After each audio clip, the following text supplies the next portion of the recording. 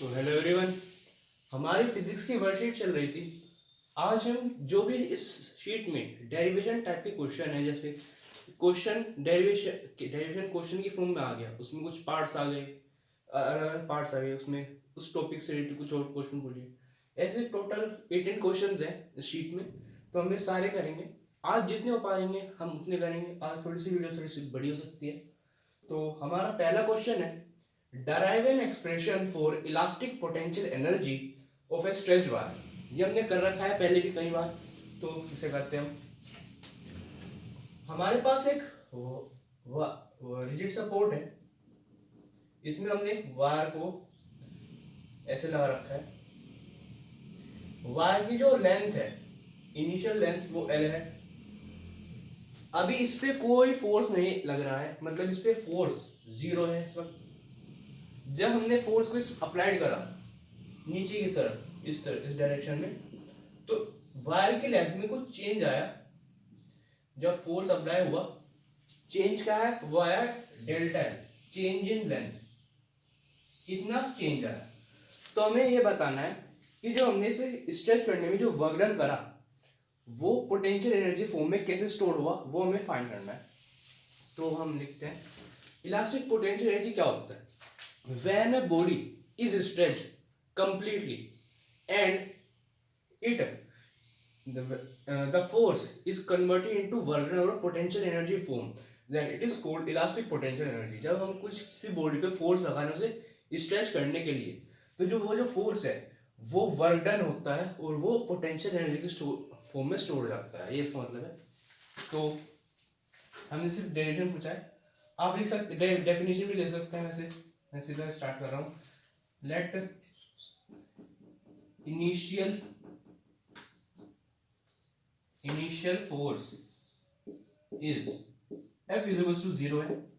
Final force क्या है, वो है F। अब हम इन दोनों का एवरेज फोर्स निकालेंगे।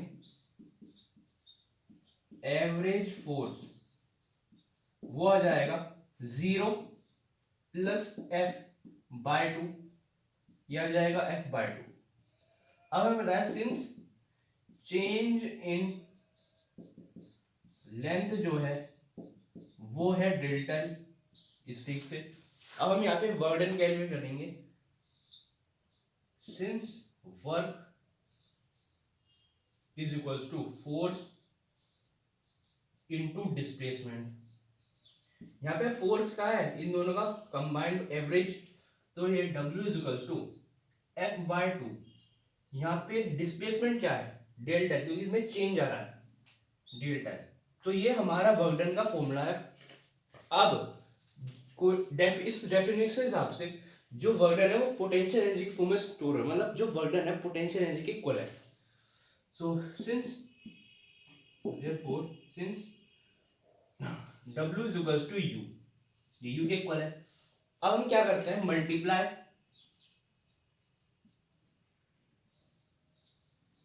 And divide by A and L on RHS in equation 1।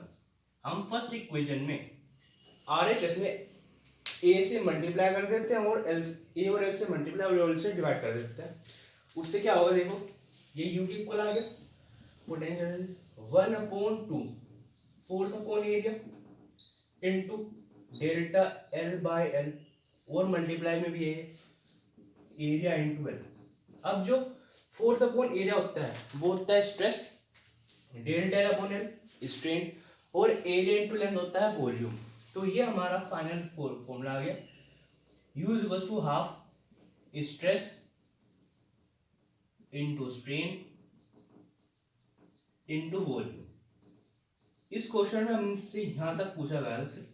अगर वो कहता कि फाइंड करो potential energy per unit volume, तो हम थोड़ा सा एक स्टेप आगे कर देते, उसमें वॉल्यूम से डिवाइड कर देते। तो ये आप नोट कर लीजिए।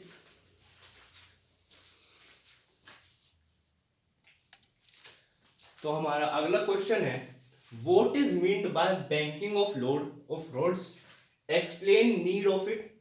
And derive expression for maximum velocity.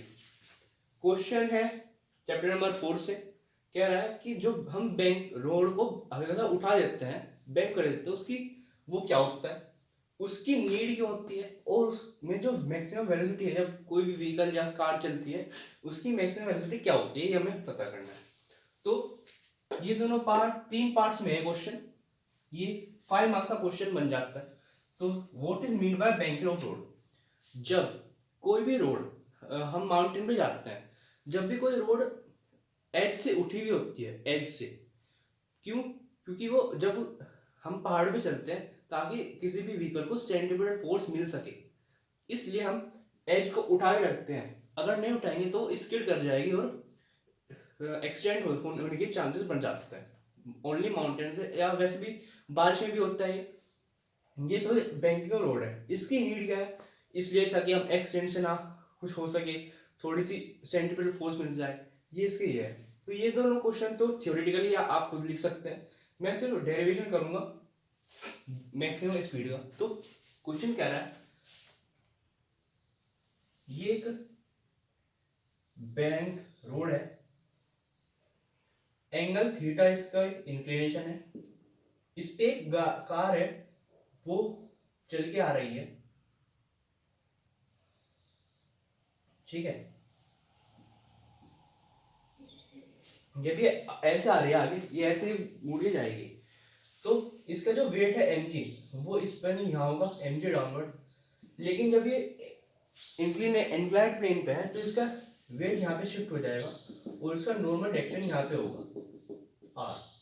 ये एंगल थीटा है, इस तरफ इस पे लगेगा एक फोर्स, सेंट्रीपिटल फोर्स सेंटर की तरफ, ठीक है। अब ये एंगल थीटा है तो ये एंगल भी थीटा होगा, ये एंगल थीटा है तो ये वाला एंगल भी थीटा होगा ऑल्टरनेट एंगल से। तो जब हम इसे कंपोनेंट में रिजोल्व कर लेते हैं, ये आ जाएगा जिधर थीटा होता है r कोस थीटा, और ये आ जाएगा, एक मिनट, ये आ जाएगा r साइन थीटा। इस डायरेक्शन में इस पे एक फ्रिक्शनल फोर्स भी लगेगा जो सेंटर की तरफ लग रहा है F, ठीक है, वो भी दो कंपोनेंट में रिजोल्व हो जाएगा ऐसे। एक बैकवर्ड फोर्स लगेगा जो F है, ठीक है। ये इसकी कंडीशन है, मैं थोड़ा सा अलग दिखा देता हूँ। ये नॉर्मल डायरेक्शन है r, इधर एक ये है r cos थीटा, इसके अपोजिट है वेट mg, और इस तरफ है r sin थीटा। ये तो ये कंडीशन है जब ये एंगल यहाँ पे थीटा है, ठीक है। एक है फोर्स का, फ्रिक्शनल फोर्स का, यहाँ पे F है कंपोनेंट, इधर है ये एंगल थीटा, तो ये भी एंगल थीटा होगा, ये आ जाएगा F cos थीटा, और ये आ जाएगा F sin थीटा। ये कंडीशन है। अब हम सबसे पहले निकालते हैं हॉरिजॉन्टल फोर्स, हॉरिजॉन्टल फोर्स, सीधा कुछ नहीं करना, कुछ लिखने की जरूरत नहीं है, ऐसे सीधा आप हॉरिजॉन्टल फोर्स लिख सकते हैं। तो हॉरिजॉन्टल फोर्स में कौन कौन सी दो फोर्सेस आ रही है, एक तो F cos थीटा आ रहा है, एक है R sin थीटा, और ये किसके इक्वल है, सेंट्रीपिटल फोर्स के इक्वल, क्योंकि ये सेंटर की तरफ मिल रहा है। तो ये आ जाएगा F cos थीटा प्लस के R sin थीटा, ये हो जाएगा सेंट्रीपिटल फोर्स के इक्वल, जो फॉर्मूला होता है mv square divide bye r। ये हमारी पहली इक्वेशन आ गई। अब हम निकालेंगे vertical force, vertical force, vertical force में क्या क्या आएगा, वर्टिकल मतलब ऐसे F sin theta plus mg किसके इक्वल होगा, एक minute, F sin theta plus के R cos थीटा, ये mg के इक्वल होगा क्योंकि वेट डाउनवर्ड है, ठीक है। तो ये आ जाएगा F cos theta plus K mg is equals to R cos theta, ठीक है। अब हम mg को ले जाते हैं, इसे थोड़ा सा रिवर्स कर देते हैं, mg यहाँ पे रह जाएगा, ये आ जाएगा R cos theta minus K F sin theta, तो cos थीटा, ठीक है। तो ये आ जाएगा R cos theta minus K S sine theta is equals to M G. यहाँ पे तो साइन थीटा है ना, साइन ये हमारी सेकेंड इक्वेशन आ गई। अब हमें क्या करना है, सेकेंड इक्वेशन को फर्स्ट से डिवाइड करना है, तो हमारा इक्वेशन आ जाएगा। तो करते हैं, आप इसे नोट कर लीजिए।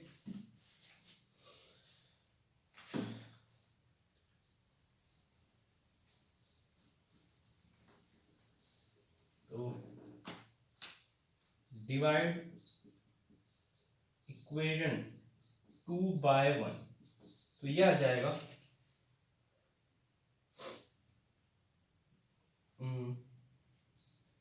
F cos theta plus K R sine theta is equals to M V square divide by R divided by R cos theta minus के एफ साइन थीटा, ये डिवाइड है एम जी से। यहाँ से एम कैंसिल हो गया, ये are के साथ मल्टीप्लाई में आ जाएगा। हम क्या करते हैं अगले स्टेप पे, जो ये डिनोमिनेटर में आर साइन थीटा ये पहले लिख लेते हैं, R sine theta plus K F cos theta divided by R cos theta minus F sine theta equal है ये V square divide by R G के। ठीक, अब हम क्या करते हैं एलएचएस में न्यूमरेटर और डिनोमिनेटर में आर कोस थीटा से डिवाइड कर देते हैं। So divide by R cos theta in numerator and denominator on LHS. ठीक है, तो ये आ जाएगा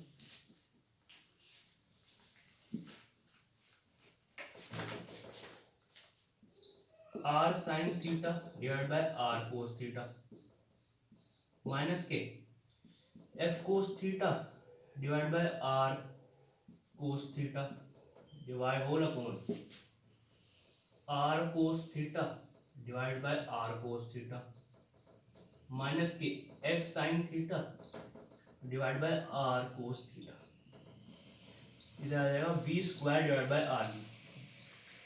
अब यहाँ से आर कैंसिल हो जाएगा, ये पूरा कैंसिल हो जाएगा, यहाँ से कोस कैंसिल हो जाएगा, तो ये तो टेन हो गया, टेन थीटा माइनस के एफ अपॉन आर, इधर ये बच जाएगा डिवाइडेड बाय ये वन है वन हो जाएगा माइनस ये F upon R tan theta और इक्वल है V square divide by R G के।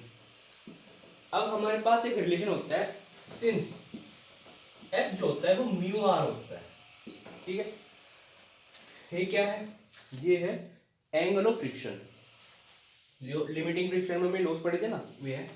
तो यहाँ से हम म्यू की वैल्यू निकाल लेते हैं, म्यू हो जाएगा एफ बाय आर, मतलब जो एफ अपॉन आर है वो म्यू के इक्वल है, तो हम इसमें एफ अपॉन आर को म्यू पुट कर सकते हैं। So therefore tan theta minus के mu divided by 1 minus mu tan theta equal to V square divide by R G. ये इसे हम एक ब्रैकेट में लिखते हैं और इसे इसके साथ मल्टीप्लाई में जाते हैं, यहाँ जाएगा R G into tan theta minus के mu divided by 1 minus mu tan theta और जो v है v के पावर यहाँ पे अंडर रूट आ जाएगी। तो ये है हमारे पास वेलोसिटी का फॉर्मूला।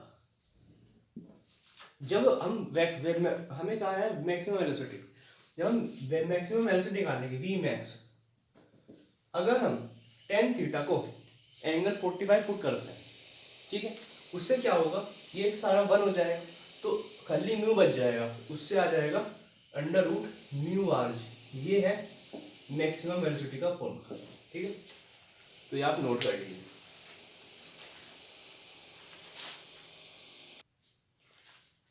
हमारा अगला क्वेश्चन है define gravitational potential energy and derive an expression for it. Gravitational potential energy क्या होती है, the amount of work required to bring a body from infinity to that point without changing its kinetic energy. मतलब वो work done किसी object को किसी point पे लेके आना बिना उसकी काइनेटिक एनर्जी में चेंज हुए में, उसे हम ग्रेविटेशनल पोटेंशियल एनर्जी कहते हैं और उसका हमें एक्सप्रेशन करना है। तो डेफिनेशन तो आप याद कर लेना, मैं एक्सप्रेशन करता हूँ, ठीक है। हमारे पास एक अर्थ है, यूनिफॉर्म स्फीयर जिसका सेंटर O है, इसकी रेडियस R है, मास M है। यहाँ पे ये भी P पॉइंट पे है, हमने इसे यहाँ पे A पॉइंट है, ये B पॉइंट है और ये C पॉइंट है। ये C पॉइंट के बाद ये इंफिनिटी पे जाएगी। ये जो ये है ये स्मॉल डिस्टेंस dx है, ये हमें कैलकुलेट करना है। ये यहाँ से लेके यहाँ तक जो डिस्टेंस है वो x है, ठीक है। तो हम स्टार्ट करते हैं। इस पे फोर्स ऑफ अट्रैक्शन लग रहा होगा, ग्रेविटेशनल फोर्स जो होगा नाउ, वो तो आप देख सकते हो, हमने लेट कर लिया कि ये स्फीयर है और ये इतनी हार्ड डिस्टेंस है, मैं इस पे कर रहा हूँ नाउ। फोर्स ऑफ अट्रैक्शन क्या होगा, gravitational force F is equals to G capital M small m divided by x square, क्योंकि यहाँ पे हमने x ले रखा है, ठीक है। ये हमारी पहली इक्वेशन आ गई। अब हम निकालते हैं small work done from this distance. Now small work from B to C, B to C in distance dx, तो आ जाएगा dw is equals to force into displacement, ये होता है। Now from first equation f की value put कर देते हैं, आ जाएगा g m upon x square dx, ठीक है। ये आ गया, ये हमारी सेकंड इक्वेशन है। अब हम क्या कर रहे हैं, किसी बॉडी को r से इंफिनिटी तक फेंक रहे हैं, r से इंफिनिटी तक, मतलब जो r है वो तो इसकी इनिशियल लिमिट हो गई, जो इंफिनिटी है उसकी फाइनल लिमिट हो गई। नाउ लिमिट लिख देते हैं, limits from r to infinity होगी। नाउ इंटीग्रेट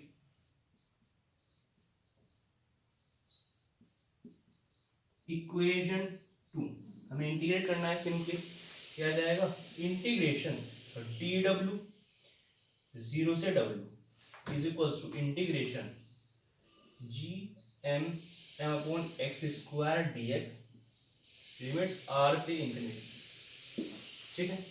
अब dw का इंटीग्रेशन और w हो जाएगा 0 से इंफिनिटी 0 से w, ये जो ऊपर है gmm ये कॉमन आ जाएगा बाहर, gmm इंटीग्रेशन r से infinity 1 upon x square dx। अब हम क्या करते हैं, ये एक्स स्क्वायर को न्यूमरेटर में ले जाता है, साइन नेगेटिव हो जाएगा, तो मैं यहाँ पे कर देता हूँ उसे,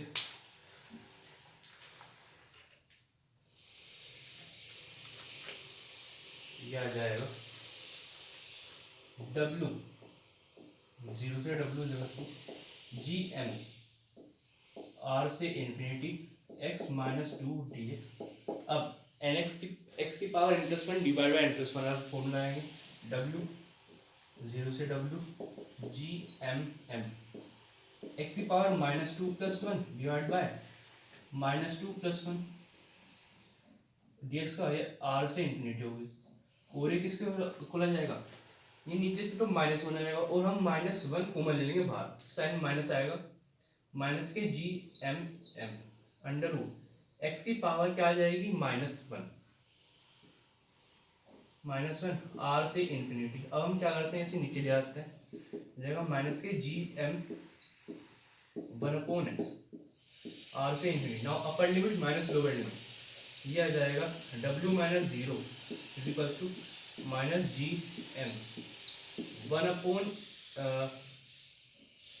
इंफिनिटी माइनस 1/r, ये तो 1 r आ जाएगा तो बाहर आ जाएगा w इक्वल्स टू माइनस के जी एम अपॉन आर, और ये किसके इक्वल हो जाएगा पोटेंशियल एनर्जी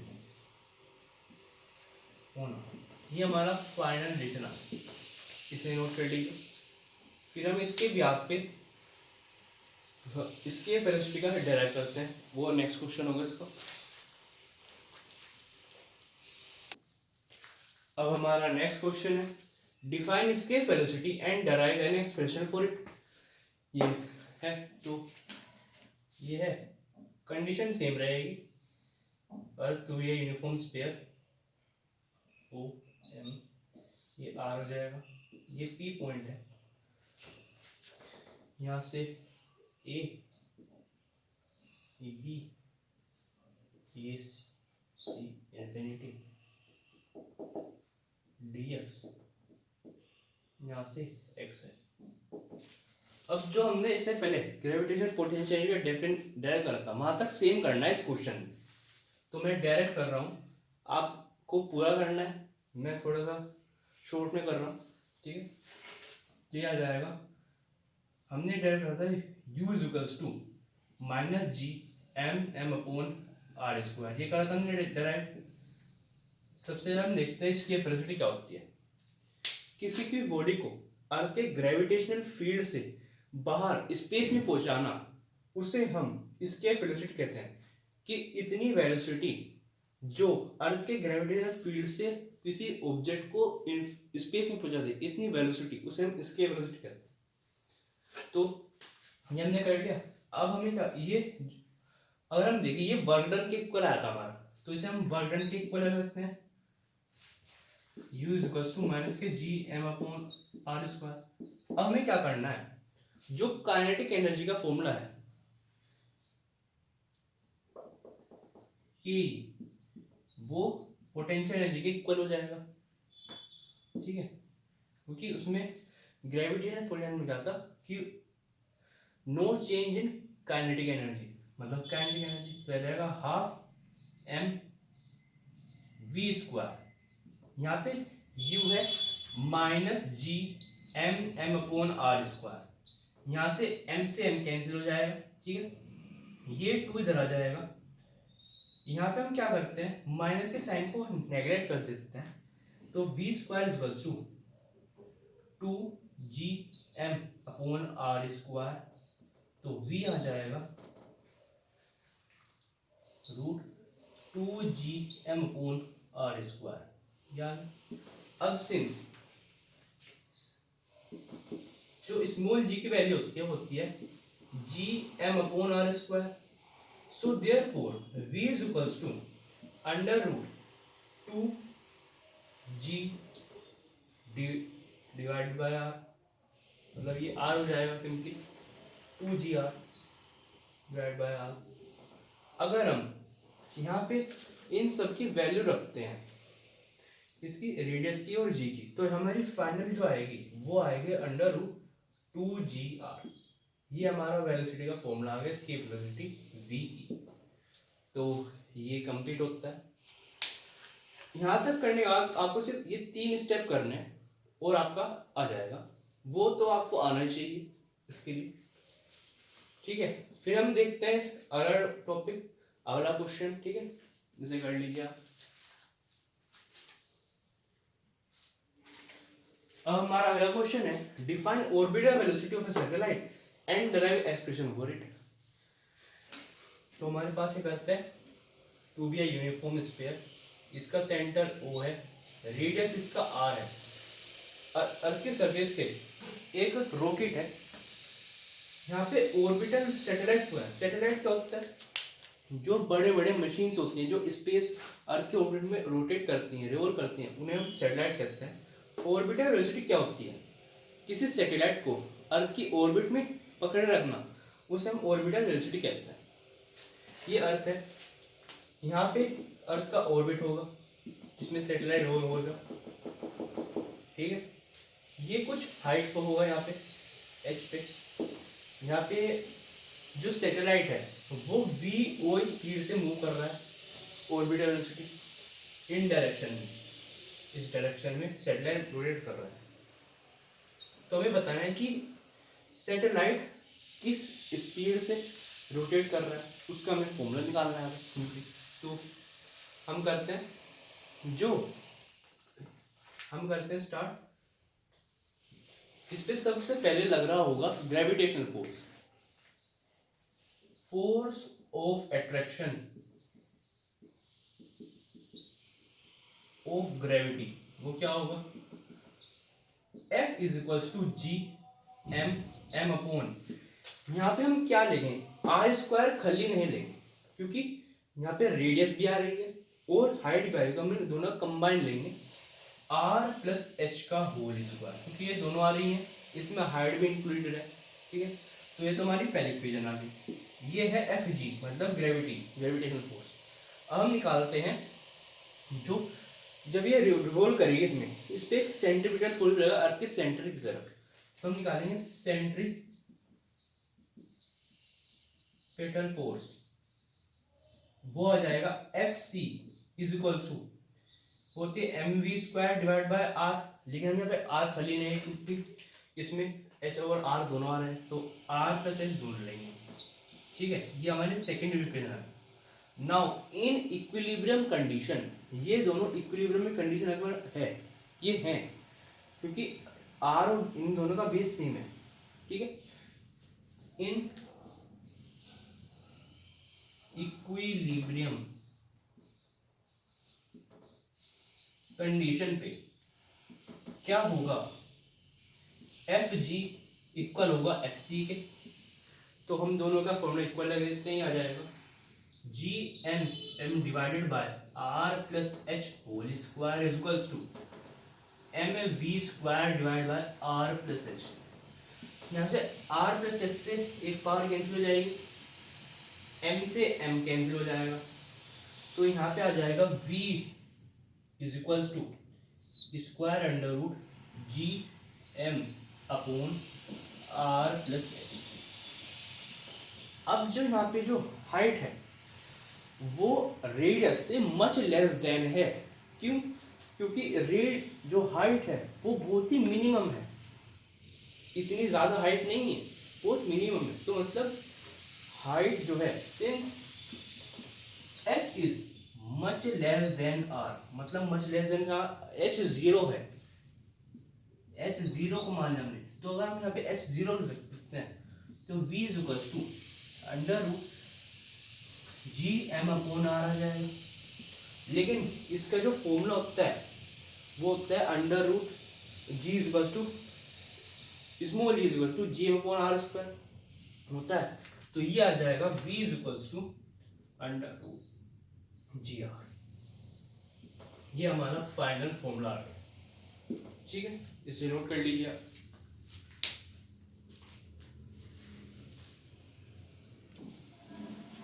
हमारा अगला क्वेश्चन है derive expression due to gravity at height and at depth. हमने कर रखा है पहले, तो सबसे हमने हाइट निकालते हैं, तो हम लेट कर लेते हैं हमारे पास एक यूनिफॉर्म अर्थ है स्फीयर, जीरो इसका मास है जीरो, सेंटर जीरो है, मास है, रेडियस आर है, ई पॉइंट पे रखा है, नहीं मतलब ए पॉइंट पे मान लेते हैं हम यहाँ पे ए पॉइंट से, तो यहाँ पे बी पॉइंट पे रखा है, ठीक है, यहाँ पे ऑब्जेक्ट को हमें देखना है, ठीक है। तो we know that acceleration due to gravity at a point पे होगी g is equals to G M upon R square, ठीक है। नाउ एट पॉइंट बी पे क्या होगी, एट पॉइंट बी पे ये हम ये वाला ए मान लेते हैं, ये वाला पॉइंट बी पे है पहले, ठीक है, यहाँ पे ए मान लेते हैं, पॉइंट ए पे आर डी ऐड हो जाएगी, G is equal to G M upon R plus H whole square, ये फर्स्ट इक्वेशन, ये सेकंड इक्वेशन, डिवाइड इक्वेशन 1/2, ये तो g है, ये g डैश मान लेते हैं, तो g बाय g डैश ऐसे मान लेते हैं, g डैश बाय ये आ जाएगा G M upon R square divided by G M upon R plus H whole square, यहाँ से ये कैंसिल हो जाएगा, ये ऊपर जाएगा, जी अपॉन जी जाएगा R square R plus H whole square. ठीक है, ये आ गया। अब हम क्या करते हैं, जब इसे एक्सपेंड करेंगे आर स्क्वायर बाहर कॉमन आ जाएगा, तो ये आ जाएगा G dash is equals to जी दरवेदिंग आ जाएगा 1 माइनस 2h अपॉन जी। ये हमारा फाइनल रिजल्ट आ जाएगा। ये है एट अ हाइट, फिर हम निकालते हैं एट डेप्थ, इसे आप नोट कर लीजिए। अब करते हैं एट डेप्थ पे, हमारे पास ही करते हैं। ठीक है, यहाँ पे हमने होल्ड करा, ये अर्थ का सेंटर है ओ, हमने यहाँ तक होल्ड करा इसमें, यहाँ पे भी इसकी रेडियस आर थी, ये डी डेप्थ पे हमने ट्रीट करा। तो हम स्टार्ट करते हैं। We know that acceleration due to gravity at, ये पॉइंट हम ए मान लेते हैं, ये बी मान लेते हैं, एट ए हो जाएगी G is equals to G M upon R square. यहाँ पे से हम मास की वैल्यू निकालते हैं, since M is equals to volume into density, तो G is equals to G into volume क्या है पी रो, क्या जाएगा pressure 4/3 G is equals to